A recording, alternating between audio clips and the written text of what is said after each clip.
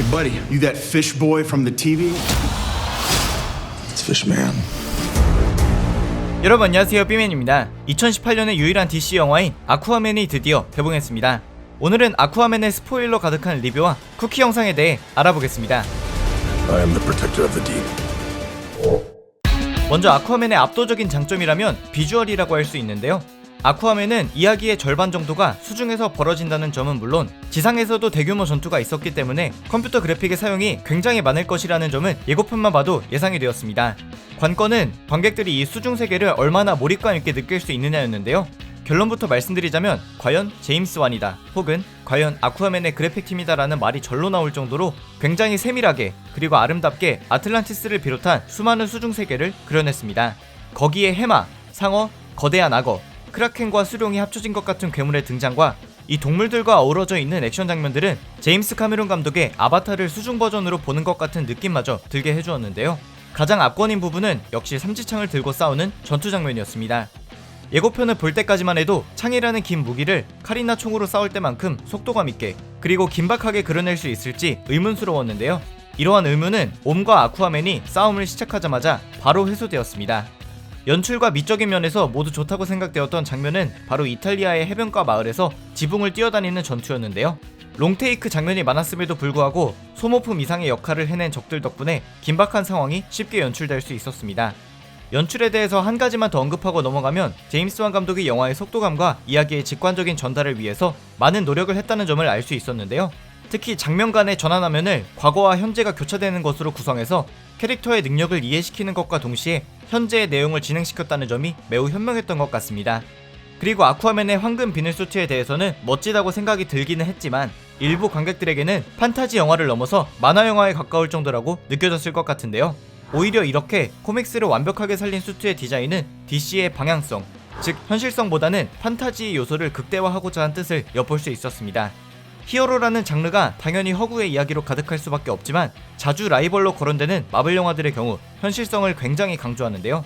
아무리 막강한 힘을 갖고 있는 히어로도 언제든 죽을 수 있다, 다칠 수 있다는 것을 보여준 마블에 반해 DC는 판타지 요소를 살릴 바에는 아주 끝까지 가보자라는 생각이었던 것 같습니다.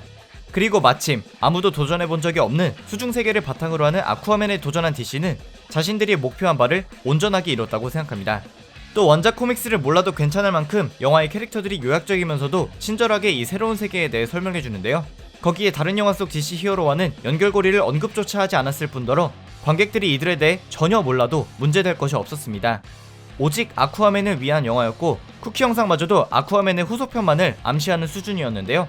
보시는 분들에 따라서는 DC 영화의 전체적인 부흥을 위해 다른 캐릭터들의 혹은 저스티스 리그에 대한 떡밥을 기대하셨을 수 있지만 이번 영화를 총괄한 제임스 완 감독과 DC의 구세주로 불리고 있는 제프 존스는 지금은 그럴 단계가 아니라 우선 아쿠아맨부터 성공시키고 보자는 마인드였던 것 같습니다.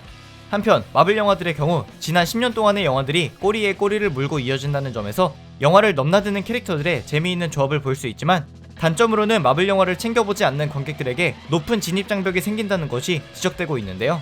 거대한 마블 시네마틱 유니버스에 피로도를 느끼시던 분들께는 오히려 아쿠아맨이 이 한 편만 보고 끝낼 수 있다는 점에서 가벼운 마음으로 즐기실 수 있을 것 같습니다. 한편 이번 영화 속 캐릭터들은 이야기를 전개하는데 각각 본연의 역할이 잘 분배되었다고 생각하는데요.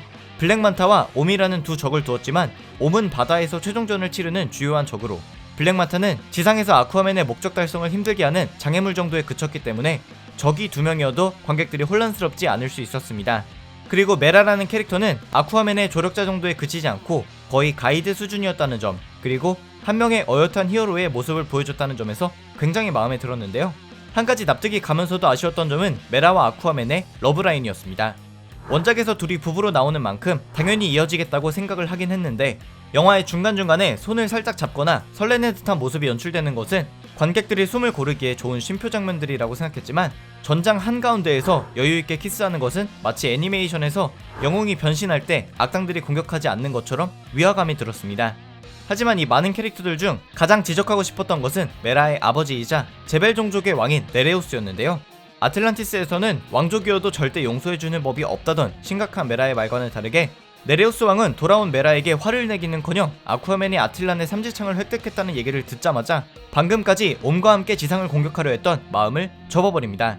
게다가 네레우스 왕은 피셔맨 킹이라는 다른 바다 왕국의 왕이 옴에게 죽임당하는 것을 방관 및 동조까지 했는데도 옴만 잡혀가고 네레우스 왕은 어떠한 처벌도 받지 않는데요. 다행스럽게도 조연 중에서 눈에 띄는 역할은 아니어서 크게 신경쓸 바는 아니었습니다. 마지막은 쿠키 영상에 대한 점입니다. 아쿠아맨에 나온 한 개의 쿠키 영상은 죽은 것으로 예상되었던 블랙만타의 생존과 그런 블랙만타를 치료한 신박사가 나오는데요. 영화에서는 벌코라는 인물이 아쿠아맨의 능력을 가르쳐준 것으로 나오지만 원작 코믹스에서 아쿠아맨에게 능력을 깨우쳐준 인물은 바로 신박사입니다.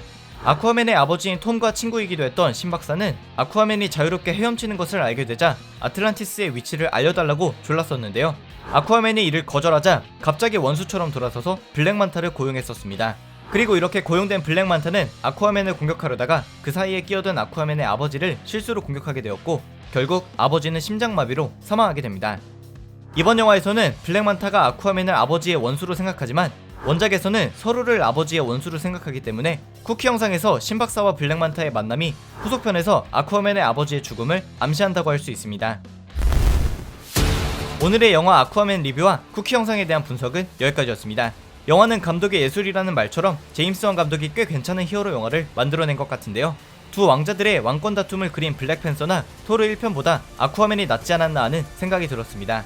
재밌게 보셨다면 추천과 구독 부탁드립니다. 감사합니다. 지금까지 삐맨이었습니다.